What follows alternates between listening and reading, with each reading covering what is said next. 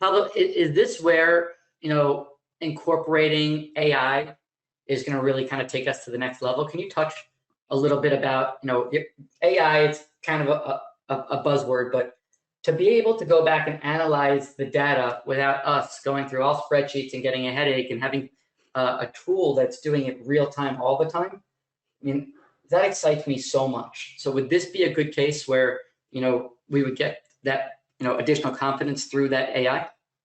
Yeah, and that's kind of where I was puzzled. I was puzzled because my my original theory, right, was proven wrong most of the time.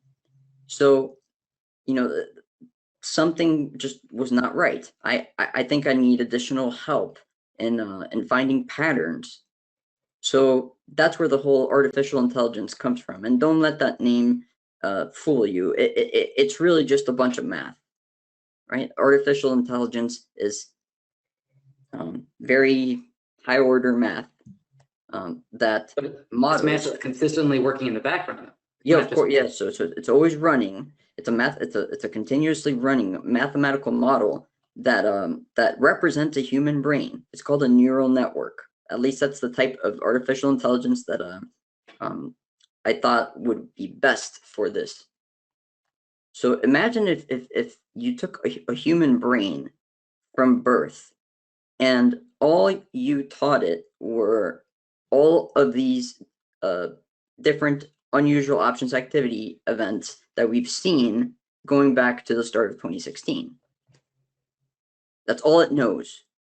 You can ask it anything, and it will tell you with perfect recollection, what happened on what date and, what else happened that day and so on and so forth.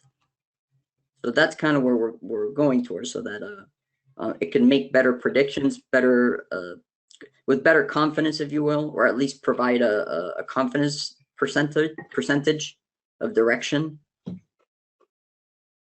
And I love it too. Like, again, and we talked about, obviously this is real powerful, and just like Pablo says, it's just math. But the difference, in my world of math is, you have a problem, you solve a problem. This is a problem that's just constantly running in the background. But finding a score for a degree of confidence, which just takes the probability of the event happening and then will share it with us. We thought that would be, a great way just to add confidence for all of us when we're risking money in any given trade. But again, there is no magic pill. And especially in 2021, definitely where we are going with Masters in Trading is making it clear as day that we are educating you and we are creating these tools and designing these tools to put us in the best position to succeed along with you guys in the market. It does need to be learned, okay? And that's why we will continue doing these classes. And as we come up with this, Pablo, gets this more into a working environment, then we'll be able to see through the confidence levels, the likelihood of trades working out using data in the past, right? Everybody always says, like, previous data doesn't mean it's going to be reflective of the future performance, but I like its chances. I like where we're going. This is definitely the most advanced trading tools to find unusual options activity that I've ever come across. And, through just collective learning, it's going to constantly be evolving. And, with this, neural network working for us as well, we're going to be able to have that math constantly running calculation. I think we're going to be able to learn a ton. I think it's just really, really exciting. Oh, cool. Right. Thank you very much. It's really nice of you to say, considering you've been on 20 classes in the last probably 30 days. So I appreciate that. We appreciate that, I'm sure. Absolutely. I appreciate it. Thank you. This was interesting. It's BCLI. You guys see this thing move today? This is another thing, just as an example to do, is to go and see what stocks are really moving, and then go and see, did they come up in the scans in the past, right? Like, what have we learned from this? And by the way, you guys all, that are on here, you're getting grandfathered into your monthly prices as well. This, once we get AI in this, we think that this is going to be really different than anything else on the industry, and have a feeling that the price point to join will be much higher than what you guys joined at. So you guys will all be kind of grandfathered in where you're at right now. So I think over time you'll appreciate that more and more. Yeah, I would definitely agree with that.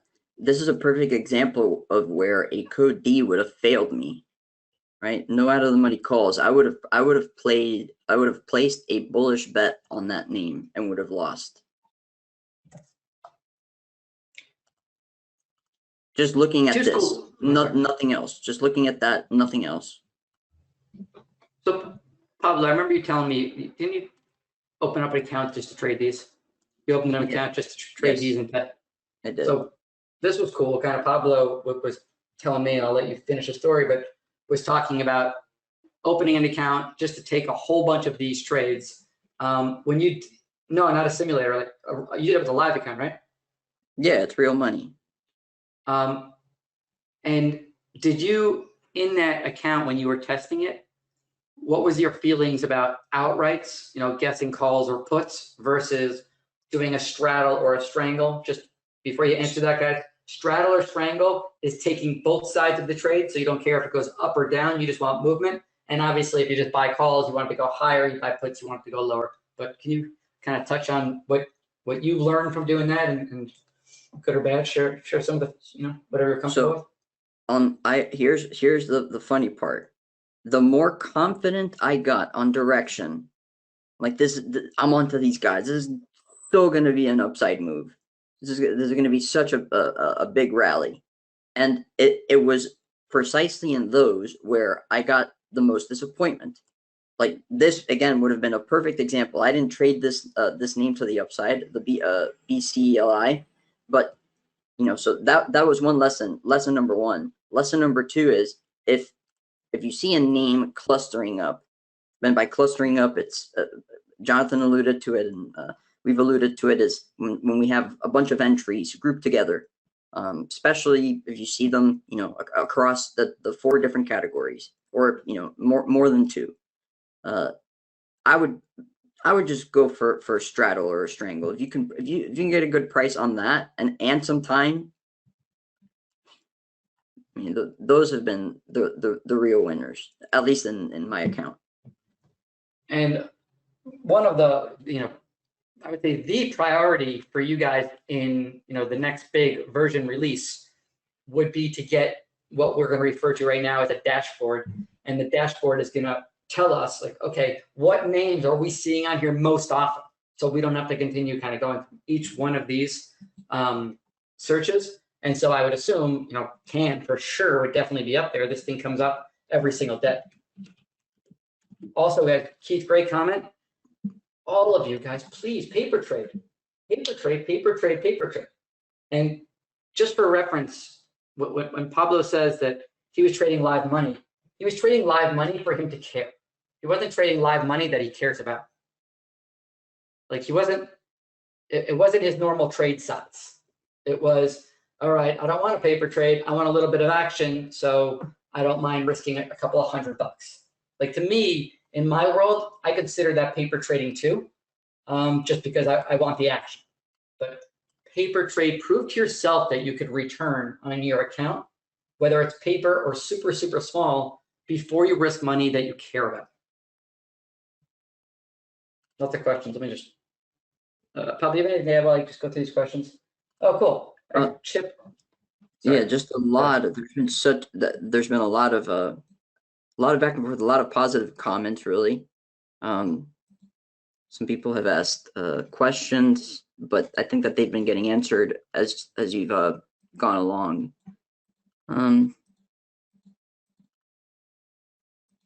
So there's somebody. One thing I did want to address is if even like when an option seems expensive, if you understand the Greeks of that option, you could get around that. So just, I mean, if an option seems expensive and you like the thing that's holding you back from entering that name is that, oh, you don't want to pay the for the time value. Guys, there's ways to deal with that. Jonathan Jonathan can teach you all about that. Absolutely. I mean, and that's something that we always say, education mitigates risk. Without a doubt, the more you learn, and what I take pride in myself, and I actually have clients who use me just for this, that they're really good at picking stocks, whether they know their sector really well, but they just don't have the options knowledge. So they'll use me and say, hey, I really like this energy stock, or I really like this solar stock. What's the best way to express that opinion in the overall market? Also, if you see something that keeps coming up on the scanner and you're dying to do a trade, but the options are expensive and it just doesn't make sense to you, don't do it. Don't do it. There's so many different places to play. Like, you don't have to push yourself. Don't fall in love. You know, I really try to treat all trades as being somewhat equal. This is interesting. So don't force it. Etsy, February 12th to February 26th. Wow. February All 24th, right here. 24, 25. Oh my God. All right here. So weird. You know, I mean, Do you pre-pandemic, know what this company does? Do you know what they do? Etsy, yeah, Etsy, it's like eBay for trinkets. So Pablo, if you want to knit a scarf, you put it on Etsy. Got it. Yeah, yeah. If you want to, you know, you can make anything. It's people sell their wares. It's a cool company. It's you know, Carrie and my wife. Yeah, it's handmade stuff. My wife and my neighbor were going to start a salsa making business, and that would be ideal for something like Etsy. Thank goodness they didn't do it, but you know, Etsy's fun. You know, that's exactly what it is. It's a cool company. I like it. I mean, I think it's a cool company because it just gives a path to artists to be able to sell wares that they didn't have before. Yeah, Ray, yeah, you guys use it?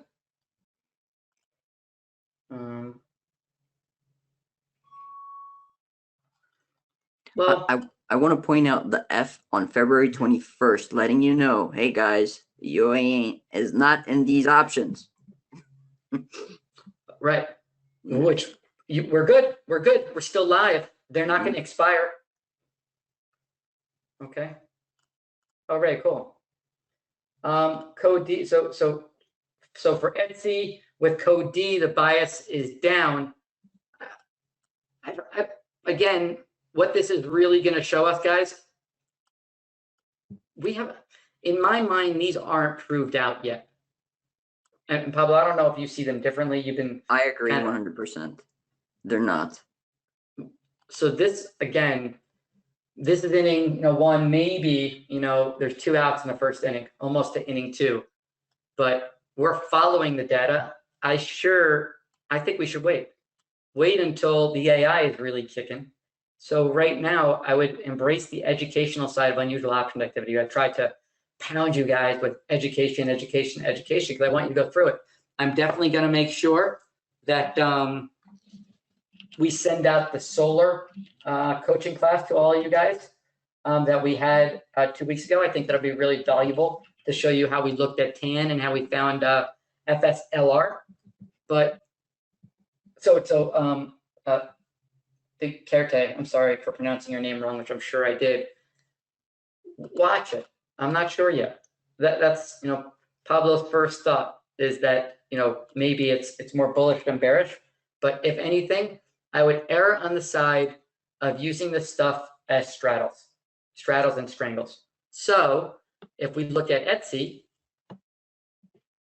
you know, and we're looking for a way to play Etsy, what I would do, and, you know, I certainly want to look and see, you know, when their earnings dates are. So I would look up Etsy's earnings dates, and Etsy's earnings dates are going to be October 28th. So they're next week in the November expiration cycle.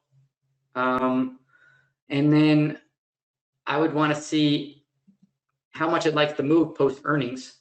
I think Etsy moves about an average of about 10-12% post earnings. Whenever I'm trading earnings at all, I always back test to look at how much they've moved in the past.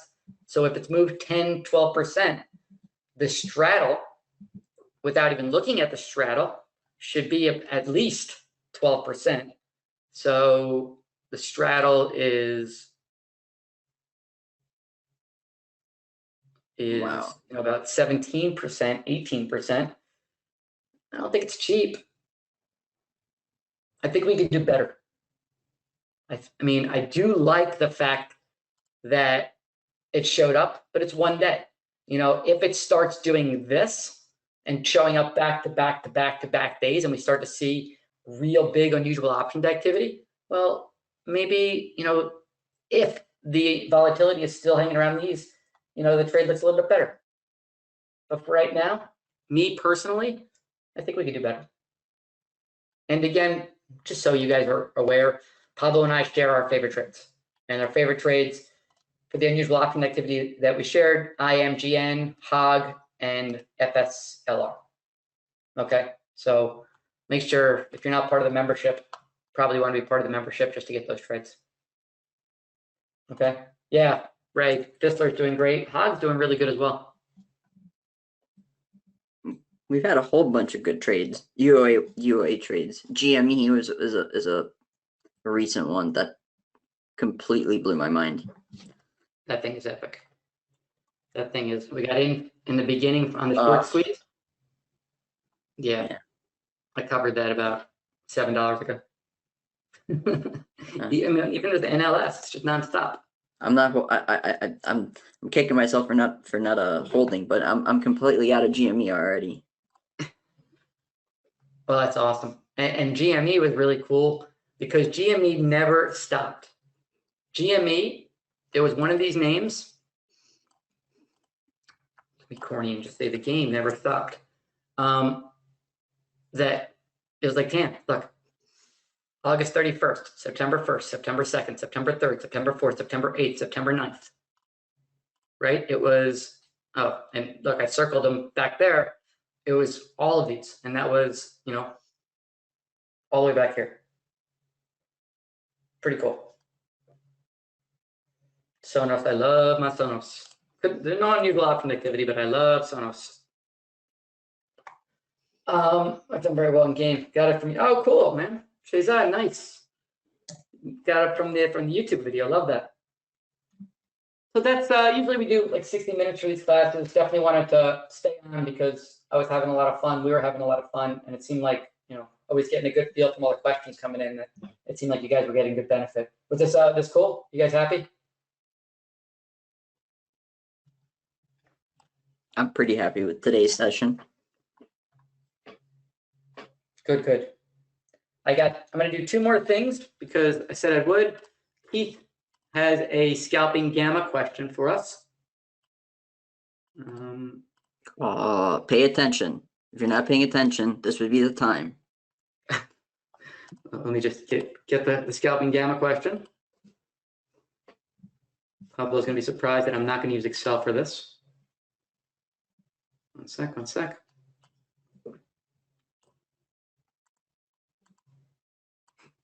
All right. Okay. Johnny boy, quick question. I purchased calls on Hostess. On Hostess due to the really huge volume today and the December expiration. Hostess. HOST? Is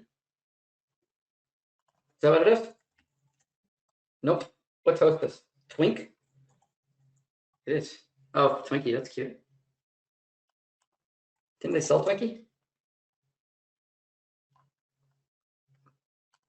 It's a really huge volume today.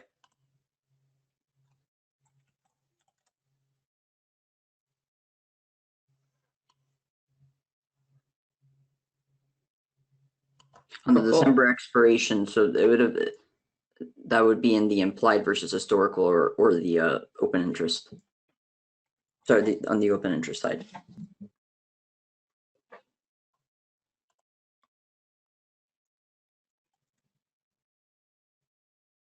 There you go, the D's. Okay. You get it? The stock is trading at a little over 13. It's literally trading at 13 now. Just pull up the options.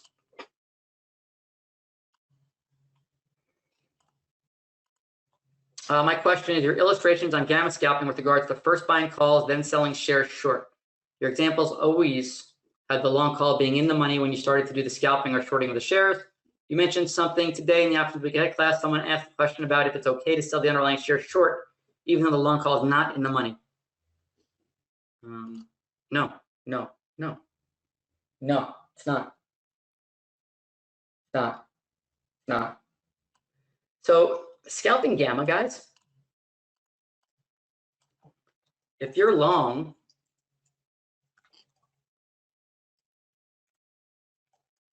ten shares of 15 strike calls,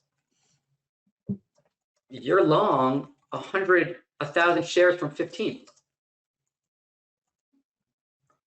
If you're long from 1,000 shares from 15 and you sell 1,000 shares at 13, you're losing $2, right? So unless you want to lose $2, and I'm guessing you don't, there's no gamma to scalp.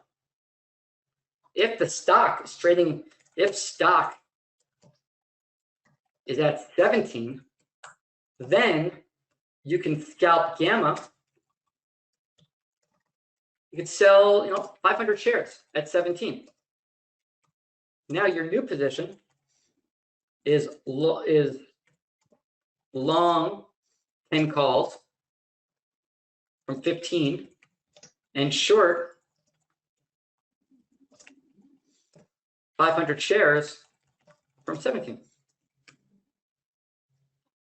Or your net risk really is you're just, long 5 calls. That's really what your position is, because you just covered some. Or long 500 shares. Or long 500 shares. Jonathan, I think that the question stems from the fact that, let's say that if you do put on a 10 lot and the delta on that 10 lot, even though it's still out of the money, would give you enough to, let's say, sell 100 shares without completely taking away the let's say the positive deltas from the calls. Yeah, then you're trading more delta neutral than scalping gamma. Okay, I think that's where that's more so like where the question was coming from. Yeah, no, I get that. I mean, I just wouldn't. I mean, okay, keep saying yes, exactly, Pablo. Okay, I mean, for me, the only way I would do that is if you want to cover your position, Keith. If you want to lower your risk and cover your position, that is the only reason I would do that. Or if you thought the market was going to go down, which is the same thing as you wanted to cover your position. You're trading too big. You're trading too big. Most of you are trading too big. Trade less, hold things for longer. Okay. Okay, but now I keep saying I'm in for 35 cents. Why not? Well, I don't trade like that. I treat 35 cents the same way as I treat $35,000. The same thing. It's the same thing. You're tricking yourself. You don't get different rules because you're risking $1 versus risking 10. The rules are the same. Stay consistent. Play the game. This is a game. You have to play clean. Don't play, I'm not a chess player. I mean, I'm not a good chess player, but you play one way. You don't play down to your competition. Play the game. This is the game. Play the game to the best of your ability, no matter what size you have on. And don't lie to yourself. Don't lie to yourself. Okay? You guys are awesome. This is going to take me a while to upload. I will get it out to you as soon as I can. I will also include the cheat sheet. Seems like a lot of people are really happy with that. I think it came out great. Feel free to ask any additional questions you have with that. We'll add the coaching class and let me know. Whatever we can do to help. Any feedback would be great. This is something we're just obviously super excited about.